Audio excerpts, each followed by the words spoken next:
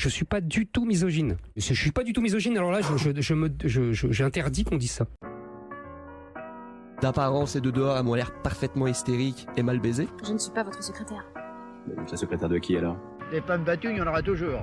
Personnellement, je bats pas la mienne, bien que parfois j'en ai envie. Pardon, je me suis encore perdu dans ton décolleté. Mais pourquoi on les aime pas, les féministes, déjà? Et nous commencerons dès que Thaïs sera allé nous faire 2 petits cafés. Bonjour à toutes et à tous, vous écoutez Sexisme Invisible, un podcast écrit et réalisé par Le Fou Allier et produit par La Brèche. Première saison, le sexisme invisible du sport professionnel, épisode 3, l'iconisation. De nombreux sportifs hommes sont iconisés, au point même que si vous n'avez aucune culture sportive, il est impossible que vous n'en connaissiez pas certains représentants. Cette starification n'est pas sans conséquences, positives comme négatives, mais ce qui est curieux, c'est qu'elle n'est pas du tout symétrique. Des performances inouïes de femmes ne donnent pas lieu à la même iconisation, dont bénéficient plus souvent les hommes. D'où est-ce que cette différence provient et qu'est-ce qu'elle cache en termes de sexisme? C'est ce que nous allons voir ensemble dans cet épisode.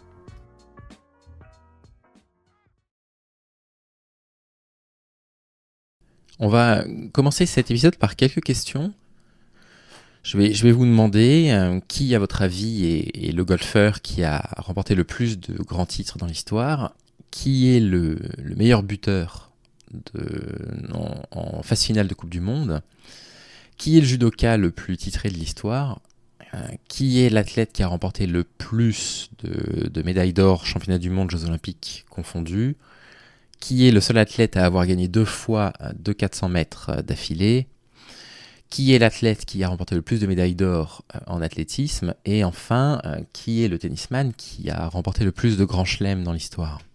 Et il y a fort à parier pour que, en ce qui concerne le golf, vous m'ayez répondu Tiger Woods, mais non en fait, la personne qui est la plus titrée, c'est une femme. Elle s'appelle Annika Sorenstam, elle a remporté 90 tournois professionnels dans sa carrière. Et on est devant Tiger Woods. Tiger Woods, on a remporté 85, c'est évidemment une excellente performance de Tiger Woods, bien sûr, mais c'est pas le recordman. En ce qui concerne le football, les amateurs de sport savent qu'on dit souvent que c'est Juste Fontaine qui a marqué le plus grand nombre de buts dans une phase finale de Coupe du Monde. Non, c'est une joueuse brésilienne qui s'appelle Marta, qui en 2019 a marqué 16 buts dans une seule phase finale. Teddy Riner n'est pas le judoka qui a remporté le plus de titres aux Jeux Olympiques. Il s'agit encore d'une femme, Ryoko Tani. L'athlète qui est le plus médaillé, c'est une femme. Elle s'appelle Valentina Vezzali, c'est une italienne. Elle a remporté 35 titres majeurs dans sa vie. Il n'y a qu'une seule athlète qui a remporté le 400 mètres lors de 2 Jeux Olympiques consécutifs, c'est Marie-Josée Pérec. L'athlète le plus titré au mondial d'athlétisme, c'est une athlète, Allyson Felix, l'américaine. Et enfin, Novak Djokovic a remporté son 24e tournoi du Grand Chelem cette année, bravo à lui, sauf que Margaret Court l'avait déjà accompli, cet exploit, de remporter 24 titres du Grand Chelem dans toute sa carrière. Ce qui est intéressant, c'est que nous, Français, on connaît évidemment tous et toutes Marie-Josée Pérec, aucun doute, en particulier si vous êtes de ma génération, sinon il est possible que vous ne la connaissiez pas. Pour le reste, les personnes de ma génération qui ne s'intéressent pas au sport ne connaissent pas Allyson Felix, n'ont jamais entendu parler d'elle probablement. Margaret Court, on n'en parle évidemment pas. C'est exactement la même chose pour Valentina Vezzali, moi j'ai découvert son nom en préparant cet épisode, ou pour Ryoko Tani, la judokate, je ne connaissais pas ce nom. La brésilienne Marta, la footballeuse, je ne la connaissais pas, et autant vous dire que Annika Sorenstam, en golf, j'avais jamais entendu parler d'elle. C'est intéressant parce que, évidemment, quand on n'est pas spécialiste d'un domaine, si je vous demande, je sais pas, le musicien qui a composé le plus de sonates, par exemple, il est fort probable pour que vous ne le sachiez pas, et que les seules personnes qui connaissent cette information-là soient les professionnels en musicologie. La différence, c'est que le sport, c'est une fabrique à stars, c'est une fabrique à icônes, c'est pour ça que j'utilise ce barbarisme iconisation, et absolument n'importe qui est capable de dire dans le monde qui sont Kylian Mbappé, Tiger Woods, Michael Jordan, etc. Alors qu'ils n'y connaissent peut-être absolument rien au sport, et peut-être qu'ils ne les ont même jamais vus jouer. Peut-être que vous-même, vous n'avez jamais vu un match de Manchester United ou du Real Madrid, et pourtant vous savez très bien qui est Cristiano Ronaldo, vous voyez même quel est son visage. Les sportifs masculins, hommes, lorsqu'ils réalisent des performances un petit peu hors du commun, sont très rapidement iconisés. Mais ce qui est assez amusant de se dire, c'est que les athlètes femmes qui ont réalisé des prestations supérieures à celles des hommes, elles, non seulement elles ne sont pas iconisées, mais surtout, on ne connaît ni leur nom, ni vraiment leur visage. On n'est même pas capable, si je vous demande par exemple de me donner ne serait-ce que les décennies pendant lesquelles a joué Margaret Court, donc la recordman du nombre de grands chelems, égalisée cette année par, Novak Djokovic. Vous sauriez même pas me dire, vous n'auriez même pas d'idée en fait de la période à laquelle ces records ont été battus. Et on pourrait dire exactement la même chose pour bien d'autres sportives. Vous avez Mikaela Shiffrin par exemple, en ski alpin, qui a remporté, je crois, 95 victoires en Coupe du Monde de slalom. 95 victoires. Et donc, on a largement dépassé le record masculin qui était de 86 titres avec Ingemar Stenmark. Et c'est exactement la même chose que le record du nombre de buts en sélection, par exemple, qui est détenu par une femme, une Canadienne qui s'appelle Christine Sinclair. On les connaît pas. On les connaît pas, on n'a pas d'idée de qui sont ces personnes-là, et pourtant ce sont des femmes qui ont battu des records et qui ont écrasé des records qui étaient détenus par des hommes ou qui n'ont été détenus que par elles dans l'histoire. Le nombre de records également sur piste professionnelle dans le cyclisme, c'est une femme qui le détient, c'est Jeannie Longo. Alors Jeannie Longo, on connaît parce qu'on est français.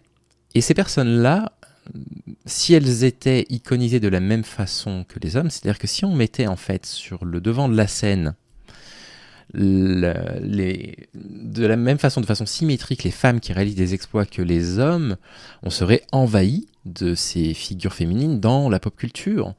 Elles seraient représentantes de toutes les grandes marques sportives, sans aucune exception. Et ça, malheureusement, ça n'existe pas. Alors, vous avez des très très rares contre-exemples. On peut prendre Serena Williams par exemple, qui effectivement, au début de chaque tournoi du Grand Chelem, est une sorte d'ambassadrice, surtout que maintenant qu'elle a pris sa retraite. Et on la retrouve parfois égérie de certaines marques. Mais pour le reste, si vous y pensez, les sportifs que je vous ai cités, qui sont quand même au panthéon en fait du sport, et qui ont en plus de ça réalisé des exploits supérieurs à ce que certains hommes ont réalisé, ce que les meilleurs sportifs masculins ont réalisé, n'existe pas dans notre imaginaire collectif. On a un problème avec l'iconisation des sportifs qui n'existe pas nécessairement dans d'autres domaines. Vous prenez le domaine du cinéma, et même s'il est vrai que ce sont surtout des acteurs hommes qui sont des grandes têtes d'affiche, et d'ailleurs quand vous prenez le cinéma français est assez caractéristique de ça. Vous avez un film et vous avez 3 têtes d'affiche dans le film, il arrive que le nom de la femme qui est une tête d'affiche apparaisse sans même sa photo sur l'affiche du cinéma. Mais il y a des icônes du cinéma qui sont des femmes. Il y en a quelques-unes. Il y en a bien plus que dans le domaine du sport, mais le domaine du sport est une pure exception. C'est une pure exception et ça pose beaucoup de questions. Déjà, ça pose des questions vis-à-vis des grandes marques qui décident de systématiquement sponsoriser des hommes, quasiment systématiquement.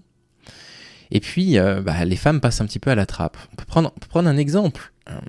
Prenez l'exemple de Laure Manodou, par exemple. Laure Manodou, après ses victoires successives aux Jeux Olympiques, avait obtenu quelques contrats de sponsoring avec des marques alimentaires de biscuits. Mais en fait, Laure Manodou, après l'exploit qu'elle avait réalisé, aurait dû devenir l'égérie de toutes les marques sportives françaises, à minima, voire mondiales.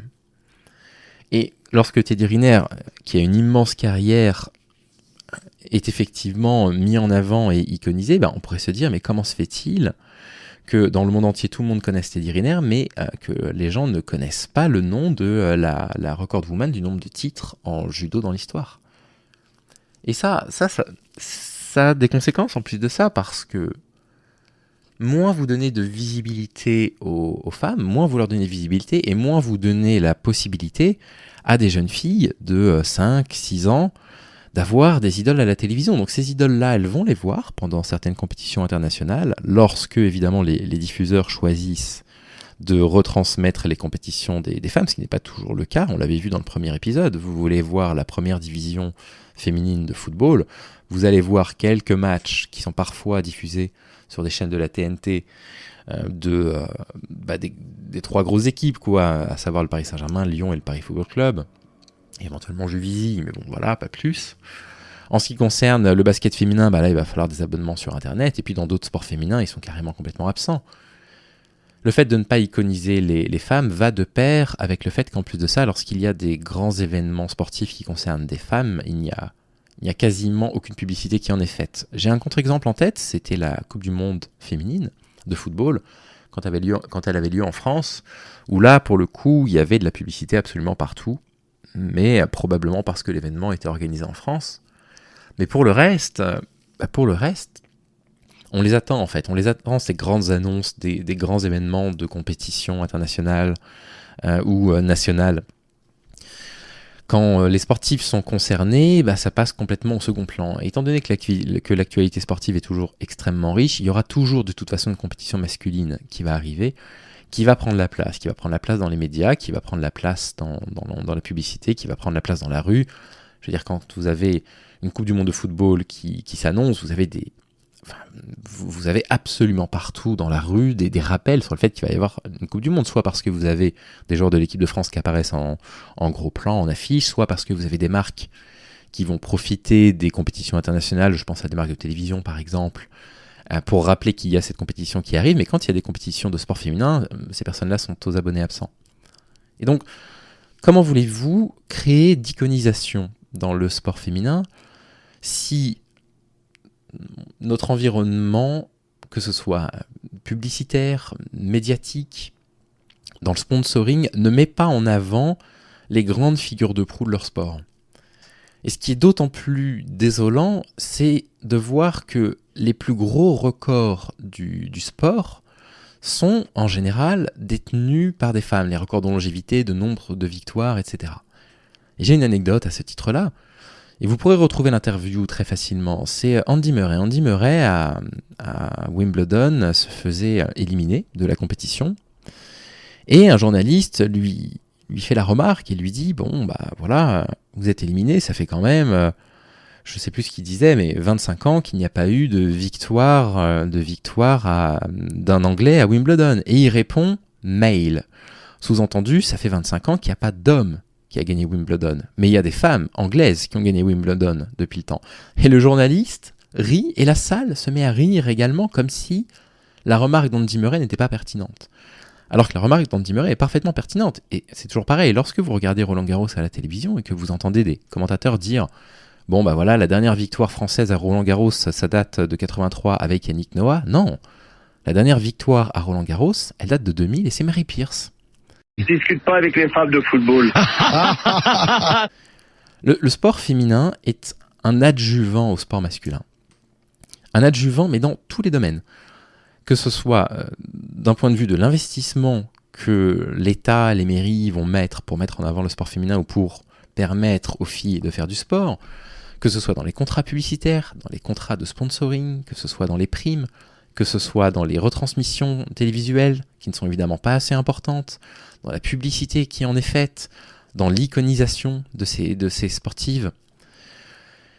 Le sport féminin est un adjuvant au sport masculin, à tel point que, à force de créer ce deux poids, deux mesures, finalement, les exploits des sportifs sont toujours portés au nu, mais les exploits des sportifs, quelque part, sont presque présentés comme du fait divers, vous voyez. Ah, au fait, oui, c'est vrai que c'est Margaret Court qui a le record de Grand Chelem, mais quand même, la rivalité Federer-Nadal, oui, la rivalité Federer-Nadal était absolument magnifique à voir, et moi qui aime le sport, je me suis absolument régalé de cette rivalité, bien entendu. Mais ça n'est pas un point de détail que ces deux immenses sportives aient couru derrière le record de Margaret Court, et il ne l'ait jamais égalé, le record de 24 tournois du Grand Chelem. Ça n'est pas anecdotique. Mais c'est présenté comme tel. Et en iconisant majoritairement des sportifs masculins, on ancre quand même dans notre tête que le sport est masculin, que c'est l'affaire d'hommes, que les records, c'est l'affaire d'hommes. Et c'est d'autant plus hypocrite que lorsqu'il y a des grands événements internationaux comme les Jeux Olympiques, on s'extasie lorsque une sportive française remporte une médaille d'or. Et elle a quelques interviews sur les plateaux télévisés. Bon, elles finissent par tomber dans l'oubli, bien sûr. Moi, je vous mets au défi de retrouver plus de 10 médaillés femmes aux Jeux Olympiques de Tokyo en 2021. Je vous mets au défi. Par contre, 10 médaillés hommes, je pense que vous en êtes capable si vous vous intéressez un petit peu au sport. Ça donne cette idée-là que le sport féminin n'est pas aussi important que le sport masculin, n'est pas aussi impressionnant, et que si records il y a, en fait, ce sont les records des hommes qu'on va regarder parce que le sport masculin serait plus compétitif que le sport féminin, ce qui est pour le coup parfaitement faux. On peut tout à fait discuter des écarts de performance, mais on ne peut pas discuter en particulier au plus haut niveau du fait qu'il y ait ou qu'il n'y ait pas dans le sport féminin une féroce concurrence. Il y a exactement la même concurrence dans le sport féminin que dans le sport masculin. Et voilà, c'est assez triste tout ça. C'est assez triste de se dire que les femmes n'ont pas le droit à la lumière dont les hommes bénéficient. Et évidemment, quand on tient ce genre de propos, on va toujours nous sortir les contre-exemples. On va toujours nous sortir les contre-exemples. On peut prendre Laura Flessel, par exemple, qui a longtemps été assez connue en France. Une épéiste qui effectivement a remporté pas mal de médailles aux Jeux Olympiques et qui a pris un petit peu plus de lumière que les participants en compétition d'escrime qui eux aussi avaient remporté des médailles dont on a aujourd'hui oublié les noms dans les années 2000. Il y a des contre-exemples, bien sûr, mais un contre-exemple ne fait pas la règle. Cette iconisation, ce manque d'iconisation a évidemment une autre conséquence. C'est que quand on regarde le top 50 des sportifs et des sportives les mieux payés, les femmes n'y apparaissent jamais. Alors dans le dernier épisode, je vous avais dit que les femmes n'y apparaissaient strictement jamais, mais Osaka et Serena Williams étaient apparues dans certains classements Forbes des sportifs les mieux payés du monde, dans le top 50. Mais encore une fois, ce sont des contre-exemples. C'est exactement comme lorsqu'on dit qu'en France, il n'y a pas de patrons qui sont des patronnes dans le CAC 40. On nous répond si, parfois il y en a une ou deux. Oui, d'accord, une ou deux sur 40. Donc on est... Enfin, je veux dire, dans un monde égalitaire, on devrait retrouver autant de grandes patronnes que de grands patrons. Et dans un monde égalitaire, on devrait aussi bien iconiser des femmes qu'iconiser des hommes. Et ce phénomène de manque d'iconisation des femmes a tendance à banaliser des exploits et à les faire tomber dans l'oubli, si bien qu'il faut faire des recherches sur Internet pour retrouver simplement le nom de ces femmes qui ont battu des records que les hommes n'arrivent pas à approcher. Et donc voilà le problème en fait de la non-iconisation de ces personnes-là. Alors, d'un point de vue personnel, moi je ne suis pas pour le fait d'iconiser ni des hommes ni des femmes, je pense qu'il ne faudrait iconiser personne. Mais on vit actuellement dans un monde dans lequel les personnes ont besoin de modèles auxquels s'identifier, et il faut faire avec ça. Et donc dans ce monde-là, moi je le dis, on a besoin d'icônes femmes également. C'est essentiel, en même proportion.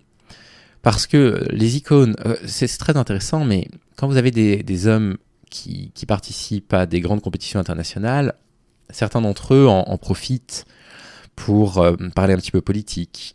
Vous avez vu quelques discours, par exemple, pour dénoncer ce qui se passe à Gaza. Il y a des podiums qui sont des podiums très politisés, en soutien au Black Panther, etc. Cet espace-là, il n'est quasiment jamais donné aux femmes. Et surtout, en ne donnant pas cet espace aux femmes, ça nous donne l'impression que le sport féminin n'est pas aussi politisé que le sport masculin, ce qui est faux, et ça empêche aussi des sportives de parler des problèmes de femmes. C'est indispensable. Et on aurait besoin, grandement besoin, d'avoir des sportifs qui soient suffisamment iconisés pour que leur voix puisse porter, exactement comme l'actrice Meryl Streep aux États-Unis est une grande icône, et quand Meryl Streep parle du mouvement Balance ton port et MeToo, tout le monde écoute. Et en France, quelle sportive française on écoute, Quelle sportive est iconisée et à qui on donnerait la parole et qui pourrait avoir du poids dans nos perceptions politiques des injustices qui existent dans le monde ou des violences que subissent les femmes, ça n'existe pas. C'est une pure invisibilisation des femmes qui a pour conséquence, en plus de ça, financière, de ne pas produire de la richesse dans les mains des femmes et de conserver encore une fois la richesse dans les mains des hommes. Et c'était de ça dont je voulais absolument vous parler dans cet épisode. L'iconisation en soi n'est pas une bonne chose, probablement. C'est pas une bonne chose de mettre quelqu'un sur un piédestal, en particulier quelqu'un qu'on ne connaît pas. Mais c'est important pour moi de vous parler de cette façon d'invisibiliser les plus grandes sportives de l'histoire, ce qui n'arriverait quasiment jamais avec des hommes. Et on va revenir dans le prochain épisode sur la question du spectacle sur la question du soi-disant manque de spectacularité du sport dit féminin. Ce sera notre 4e épisode.